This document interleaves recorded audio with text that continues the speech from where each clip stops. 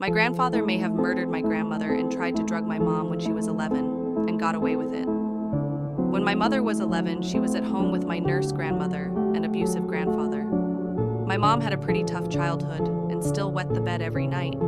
She had 2 older siblings, but they were all moved out and stuff. Anyway, my grandmother was a nurse, as I said before. She gave herself a vitamin shot every day.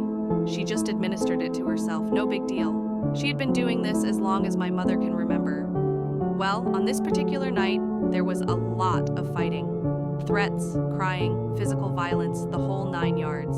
As my mother is going to bed, her father stops her and offers her a glass of Coke. Of course she says yes, without wondering why an adult would offer a notorious bedwetter a drink at bedtime. The next morning, my mother wakes up to her 22-year-old sister, shaking her and screaming for her to wake up. My mom woke up but said she felt dizzy and sick. She didn't quite understand